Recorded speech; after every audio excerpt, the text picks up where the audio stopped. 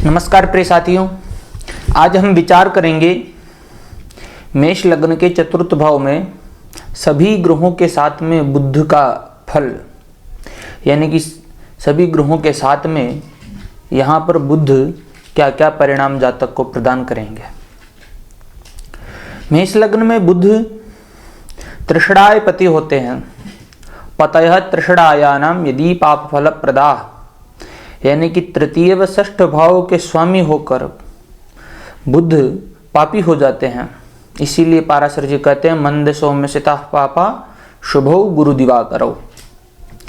तो यहाँ पर बुध चतुर्थ भाव में रहेंगे। चतुर्थ भाव मकान, वाहन, भूमि, सुख, बगीचा, खनिज, नौकर चाकर, लेखन कार्य, प्रारंभिक शिक्षा इत्यादि जो भी हम चतुर्थ भाव से विचार करते हैं, इन विषयों का हम चतुर्थ भाव से विचार करते हैं। तो यहाँ पर बुध के कारकत्व जो कि यहाँ पे पापी रहेंगे और चतुर्थ भाव में रहेंगे, लेकिन बुध का केंद्र में बैठे रहना यह शुभ माना गया है शास्त्रों में। बुध का, क्योंकि केंद्र में अगर बुध रहते हैं तो कुलदीपक नाम योग का भी सृजन कर देते हैं। बुधे यस्य भृगो यस्य केंद्रे बृहस्पति दशमांगारको यस्य सजातः कुलदीपक। चतुर्थ भाव में बुध रहेंगे तो जातक को मकान, वाहन, भूमि, सुख मिलेगा, मात्र सुख रहेगा। और जातक चाहे तो लेखन कार्य या फिर पुस्तकों की दुकान हुई, खेत खलियानों से व्यापार कर सकता है। व्यापार की दृष्टि से ऐसा बुध बड़ा श्रेष्ठ रहेगा। बुध यहां पर बैठेंगे तो जातक की माता जी बड़ी विचारशील होगी और बड़ी शिक्षित होगी, क्योंकि मातृभाव हुए चतुर्थ भाव, वहां पर बुध रहेंगे तो अच्छा परिणाम देखने को मिलेगा। यहाँ पर मातृपक्ष अच्छी रहेगी। यहाँ पर मामा से जातक को लाभ होगा, मामा से जातक को लाभ होगा, क्योंकि षष्ठ भाव मामा का भाव है, वहाँ से लाभ भाव में बैठे रहेंगे बुध, तब उनके लिए भी यह शुभ है मातृपक्ष के लिए। भाइयों को भी अर्लिंग अच्छी रहेगी। भाई भी, जिनके छोटे भाई जो है वह भी बड़े अच्छे पदों पर जा सकते हैं। तो इस स्थिति को देखा जाए तो बुध का चतुर्थ भाव में बैठे रहना बड़ा श्रेष्ठ परिणामदायक बताया गया है। जातक बड़ा बुद्धिमान होगा। कहीं कहीं पर यवन मत को लें तो वो संतान पक्ष के लिए सही नहीं कहते हैं, ये उनका मत है। लेकिन यदि सूर्य साथ में रहे यहाँ पर, तब हम सोच सके कि भाई संतान पक्ष कमजोर हो, क्योंकि पंचमेश अपने व्यय में बैठे रहे। लेकिन ऐसी अगर अब आगे विचार करें अपन, यहाँ पर सूर्य के साथ में यदि बुध रहते हैं तब क्या परिणाम निकल करके आते हैं। सूर्य अगर चतुर्थ भाव में मेष लग्न में रहेंगे, सूर्य और बुध, तो बुधादित्य योग का निर्माण करेंगे। बुधादित्य योग सृजित हो जाता है तो जातक बड़ा अच्छा वक्ता हो सकता है, बुद्धियुक्त, तार्किक, प्रतिभा बहुत अद्वितीय रहेगी ऐसे जातकों की। प्रतिभा के धनी रहेंगे, बड़े बुद्धिमान होंगे, चतुर होंगे, व्यापार के क्षेत्र में बड़े उन्नति करेंगे। मैं नहीं कहूँगा यहाँ पर राजयोग है, राजयोग यहाँ पे नहीं रहेगा। कब होगा राजयोग? जब यहाँ पर गुरु की स्थिति हो या चंद्रमा की भी साथ में हो, गुरु की दृष्टि या चंद्रमा की हो, मंगल की हो, तब तो राजयोग कारक भी रहेंगे। क्योंकि मंद सौम्य सिता पापा शुभो गुरु दिवाकरो, गुरु का होना बड़ा अच्छा रहेगा। यहाँ पे अगर गुरु की दृष्टि भी रहती है तो राजयोग का निर्माण हो जाएगा, तो बड़ी श्रेष्ठ जन्म पत्रिका बनती है। सूर्य बुध जातक को यहाँ पर प्रखर बुद्धिमान बनाएगा, बड़ा धनी बनाएगा, संतान पक्ष में किंचित हानि करेगा। प्रारंभिक शिक्षा में बड़ी उन्नति करेगा जातक। शिक्षा व्यवस्था बहुत अच्छी रहेगी ऐसे जातकों की। शैक्षणिक दक्षता अद्वितीय। ऐसे जातक गणित के कार्यों में अत्यधिक रुचि रहेंगे, कंप्यूटर साइंस इत्यादि के अंदर बड़ा अग्रणी रह सकते हैं। यूपीएससी भी, यानी कि कुल मिलाकर के शिक्षा के क्षेत्र में उन्नति करेंगे। यदि यहाँ पर राजयोग तो राजकीय सेवा में चले जाएंगे, अगर गुरु का भी यहाँ पर स्थिति हो या गुरु की दृष्टि हो तब। अब आगे विचार करें, बुध के साथ में यदि यहाँ पर चंद्रमा हो तब क्या परिणाम निकल करके आएंगे। चंद्र व बुध की युति यहाँ पर भी श्रेष्ठ रहेगी। चंद्र व बुध की युति यहाँ पर बहुत श्रेष्ठ रहेगी। चतुर्थेश का चतुर्थ भाव में बैठे रहना, मकान, वाहन, भूमि, सुख, नौकर चाकर, जो भी फल है, और चतुर्थेश का चतुर्थ भाव में बैठे रहना, यो यो भाव स्वामी युक्तो दृष्टो तस्य तस्यास्ति वृद्धि ही। चतुर्थ भाव की वृद्धि होगी। यहाँ पर जब भी कोई भी भाव अपने स्वामी से युक्त हो जाता है तो उस भाव के परिणाम में शुभता यानी प्रगाढ़ता हो जाती है। तो बड़ी श्रेष्ठ जन्म पत्रिका बना देंगे यहाँ पर बुध व चंद्रमा की युति। जातक कला के क्षेत्र में, संगीत के क्षेत्र में रुचि रखेगा, पठन पाठन में भी बड़ी रुचि रहेगी, किताबों की संग्रह करेगा ऐसा जातक, अत्यधिक विचारशील होगा ऐसा जातक, चिंतन मनन सर्वथा चलता रहता है। ज्यादा बोलने वाला भी हो सकता है ऐसा जातक कि वह ज्यादा बोले। बुध वाणी का भी कारक है, चंद्रमा मन का कारक है। तो जातक अपने मन में जो विचार आएंगे उनको अभिव्यक्ति कर सकता है, उसको प्रकट कर सकता है आसानी से, और जल्दी जल्दी करे। आगे विचार करें, यदि बुध के साथ में यहां पर मंगल हो तब क्या परिणाम निकल करके आएंगे। बुध व मंगल लग्नेश व षष्ठेश की युति रहेगी तो जातक के स्वास्थ्य में परेशानी, और यहां पर तो वैसे भी होनी ही चाहिए क्योंकि लग्नेश का नीच भाव में बैठे रहना, कर्क राशि यहाँ पे नीच की रहेगी मंगल की, तो माताजी के स्वास्थ्य में भी परेशानियां उत्पन्न करेंगे, यानी कि मकान वाहन भूमि सुख में भी बाधाएं उत्पन्न होगी। और षष्ठेश और लग्नेश की युति स्वास्थ्य में परेशानियां, क्योंकि लग्न भाव से हम विचार करते हैं देहम रूपं च ज्ञानं च वर्णं च बलाबलम सुखम दुखम भयं चैव लग्न भावा निरीक्षेत। इन जो भी हम लग्न से विचार करते उन फलों में क्षीणता उत्पन्न करेंगे। यहाँ पर कहीं पर से भी यहाँ पर चंद्रमा की दृष्टि हो या चंद्रमा मंगल से केंद्र में हो या गुरु की दृष्टि हो या गुरु केंद्र में हो तब नीच भंग हो जाएगा। नीच स्थिते जन्मनि हे ग्रहस्या तदराशि नाथो अपिवा तदुच्चनाथ सचंद्र लग्नाद यदि केंद्रवर्ती राजा भवेद धार्मिक चक्रवर्ती, तब तो बड़ा द्वितीय राजयोग भी हो जाएगा, नीच भंग राजयोग जिसको बोलते हैं। लेकिन अगर नीच के नहीं रहते, अगर नीच ही रहते हैं और यहाँ से चंद्रमा भी अष्टम भाव में बैठे हैं तब बड़ी परेशानी। नीचस्तु नीचाधिपतिर्दिश्यात् केंद्र स्थिते नैन मुपैति भंगम, तब तो नीच भंग नहीं होगा, नैव मुपैति भंगम। तो कहने का तात्पर्य यह है कि यहाँ पर जो ये मंगल रहेगा ये मकान वाहन भूमि सुख व अपने स्वास्थ्य में परेशानियां उत्पन्न करेगा, आयु की क्षीणता करेगा, क्योंकि अष्टम भाव आयु का भाव है, वहां का स्वामी भी मंगल रहेगा। मांगलिक बनाती है जन्म पत्रिका को, क्योंकि मंगल की दृष्टि सप्तम भाव पर रहेगी तो वैवाहिक जीवन को भी यह परेशानी में लाएगी, वैवाहिक जीवन को भी कष्टदायक स्थिति में उत्पन्न करेगी। दसम भाव पर दृष्टि रहेगी, उच्च राशि रहेगी, वहां पर कहें तो वहां के लिए शुभ, लेकिन ज्यादा शुभ नहीं रहेगा। वहां पद प्रतिष्ठा यश कीर्ति इसके क्षेत्र में उन्नति कर जाए जातक। अगर राजयोग हो जन्म पत्रिका में तो सूर्य गुरु की युति हो या मंगल गुरु की युति हो या सूर्य मंगल चंद्र सूर्य इनकी युति या दृष्टि संबंध हो तब तो स्थिति अच्छी रहेगी, जन्म पत्रिका अद्वितीय तो होगी, अन्यथा नहीं।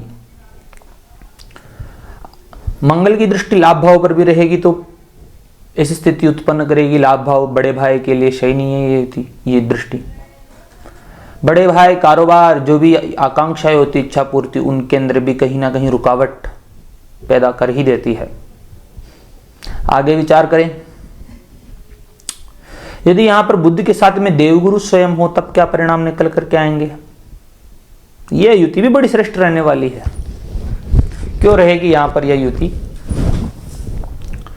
गुरु व बुध यहाँ पर बैठे रहेंगे, गुरु कर्क राशि में उच्च के रहेंगे, तो पंच महापुरुष योग में से हंस नामक राजयोग का सृजन होगा। यह राजयोग है। ऐसे जातक की बुद्धि निर्मल व स्वच्छ रहेगी और बुद्ध बुद्धि है तो गुरु ज्ञान है, परिमार्जित ज्ञान है वह। इसको रुद्र नामक योग भी बताया गया है। तो ऐसे जातक निसंदेह मकान, वाहन, भूमि, सुख, पद, प्रतिष्ठा, यश, कीर्ति, जो भी शुभ है संसार में, जीवन में जो भी शुभ की प्राप्ति होती है वह शुभ फल प्राप्त होगा। लेकिन गुरु यहां पर वक्री नहीं होने चाहिए, गुरु नीच नवांश में भी नहीं होने चाहिए इनके मकर नवांश और कर्क का, यानी कि ये मकर नवांश पड़ेगा 20 अंश से लेकर के 23 अंश के बीच तक। अगर यहाँ पर रहते हैं तब मकर का नवांश होगा तो उस स्थिति को ठीक नहीं रहेगी। गुरु यहाँ पर उच्च के रहेंगे, पंच महापुरुष योग का सृजन करेंगे। ऐसे जातक बड़े, अगर सूर्य की दृष्टि रहती है ऐसी स्थिति पर, सूर्य 7 में रहते हैं, तब ऐसा जातक अवश्य ही बड़े पदों पर आसीन होगा। निसंदेह ऐसे जातकों को IAS की, IPS की, प्रोफेसर की इनकी तैयारी करनी चाहिए। बड़े पदों पर जाएंगे ऐसे जातक, राजनीति के क्षेत्र में भी उन्नति कर लेंगे।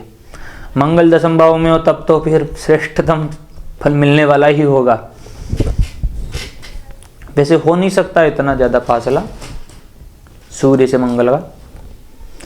तो कहने का तात्पर्य यह है कि यह युति श्रेष्ठ युति रहेगी। गुरु की दृष्टि 10वें भाव पर रहेगी, व्यय भाव पर रहेगी, 8वें भाव पर रहेगी। 8वें भाव के अंदर मानसिक परेशानियां भी रहेगी जीवन में, लेकिन जातक दीर्घायु होगा। दुर्घटनाओं की भी संभावना रहती है। अगर मंगल बुध साथ में बैठे रहते हैं तब भी दुर्घटनाओं का योग बनता है, और मंगल और गुरु, बुध और मंगल जब भी साथ में बैठेंगे वहां पे तब भी दुर्घटना का योग है, और गुरु और बुध भी साथ में बैठे रहेंगे तब भी दुर्घटना के योग इंगित करते हैं। 8वें भाव की पुष्टि होती है। व्यय भाव अच्छे कार्यों में जातक खर्च करेगा, धार्मिक कार्यों में रुचि रहेगी और अच्छे कार्यों में यह खर्च करेगा। पिताजी के स्वास्थ्य में किंचित परेशानियां, लेकिन पिताजी भी दीर्घायु होंगे। यह स्थिति यहां पर निकल करके आएगी। बड़ी श्रेष्ठ जन्म पत्रिका बनती है बुध और गुरु साथ में बैठे रहेंगे तो 4th भाव में। अब आगे विचार करें, बुध के साथ में यदि शुक्र हो तब क्या परिणाम निकल करके आएंगे। शुक्र यहां पर सप्तमेश तथा द्वितीय केंद्राधिपत्य दोष से भी पीड़ित है, मार्केश भी है प्रबल। अगर 4th भाव में बैठे रहेंगे तो यह भी ज्यादा परेशानीदायक स्थिति नहीं रहेगी।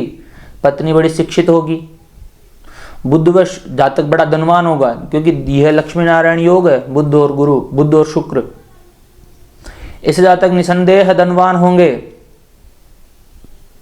बड़े श्रेष्ठ पदों पर।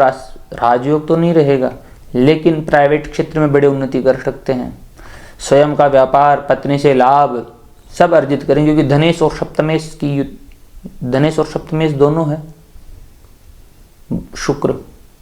तो यह स्थिति भी अच्छी रहने वाली है, ज्यादा कोई परेशानीदायक नहीं है। बुध और शुक्र की युति जातक को आर्थिक दृष्टि से सुदृढ़ बना देगी। वह आगे विचार करें, बुध के साथ में यदि यहां पर शनि स्थित हो तब क्या परिणाम निकल करके आते हैं। शनि कर्क राशि में रहेंगे, बुध यहां पर रहेंगे, तो शनि यहां पर दशमेश तथा लाभेश है। दशमेश दशम को देखेगा तो पद प्रतिष्ठा इस कीर्ति मिलेगी जातक को, निसंदेह है। लग्न को देखेगा तो आपके स्वास्थ्य में परेशानियां उत्पन्न करेगा, मामा जी के स्वास्थ्य में परेशानियां करेगा, ऋण रोग शत्रुओं से बचना चाहिए इसे जातकों को, क्योंकि 3य भाव पर भी दृष्टि रहेगी। 4th भाव में केंद्रवर्ती रहेंगे तब स्थिति अच्छी रहेगी शनि की। यहां पर राजयोग नहीं रहेगा,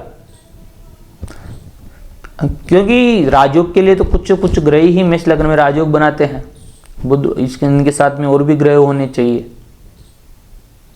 मेष गुरु तब राजयोग नहीं रहेगा यहाँ पर, क्योंकि मेष लग्न के लिए न शुभम योग मात्र न प्रभवेत शनि जीवयो हो, ऐसी स्थितियां बताते हैं ग्रंथकार। यानी कि कहीं ना कहीं बुध और शनि की युति जातक को खोजी प्रवृत्ति का बना देती है, अन्वेषक, शोध कार्य करे ऐसे जातक। क्योंकि बुध बुद्धि है तो शनि खोजी है, न्याय प्रिय है, डॉक्टर्स बने से जातक, न्यायाधीश बने से जातक। कि कहीं ना कहीं अगर राजयोग है तब तो ये फल मिलेंगे, और ऐसे जातक को ऐसे डॉक्टर बन जाते हैं तो ऐसे डॉक्टरों की चिकित्सा बड़ी प्रसिद्ध होती है, और ऐसे न्यायाधीश बन जाते तो न्यायाधीश के अपने निर्णय बड़े प्रसिद्ध होते हैं, तो बड़ी स्थिति अच्छी रहेगी। लेकिन स्वास्थ्य से संबंधित परेशानियां उत्पन्न करेंगे, यह आपको ध्यान रखना होगा। बड़े भाई को किंचित परेशानी, उनको रोग इत्यादि भी दे सकते हैं। अब आगे विचार करते हैं। यदि बुध के साथ में यहां पर राहु हो तब क्या परिणाम निकल करके आएंगे। बुध बुद्धि है तो राहु ब्रह्मजाल है, तमोग्रह है। तमोग्रह के अपने कोई गुणधर्म तो नहीं है महर्षि पराशर जी के अनुसार, लेकिन उत्तर कालामृत इत्यादि दूसरे ग्रंथों को पढ़े अपन तो उनके भी अपने गुणधर्म है। बुध और राहु की युति जातक को बड़ा यानी कि भ्रमित बुद्धि कहीं एक जगह टिकने नहीं देती है जातक को, हमेशा डर बना रहता है। जो अपनी अभिव्यक्ति होती उसको प्रकट नहीं कर पाता ऐसा जातक। कहना क्या चाहिए कह क्या रहे हैं, किस दिशा में जाना चाहिए था किस दिशा में चले गए सोचते सोचते। मंजिल क्या है, पहुंचना कहाँ है, पहुंच कहाँ रहे हैं, ऐसी स्थितियां उत्पन्न कर देते हैं बुध और राहु। अगर किन्हीं त्रिकोण के स्वामी यहां पर आते हैं तब तो यह युति श्रेष्ठ हो जाएगी। सूर्य या गुरु की दृष्टि पड़ती है सूर्य की, तब श्रेष्ठ हो जाएगी। राजयोग होगा तब श्रेष्ठ उस स्थिति से नहीं, लेकिन राजयोग राज की सेवा में चले जाएंगे इस जातक फिर तो। लेकिन कहीं ना कहीं बुध और राहु की युति श्रेष्ठतम नहीं रहेगी।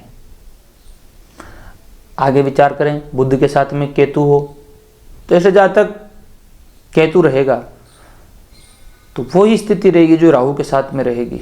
लेकिन केतु धार्मिकता का प्रतीक भी है, ऐसे जातक धार्मिक प्रवृत्ति के हो सकते हैं।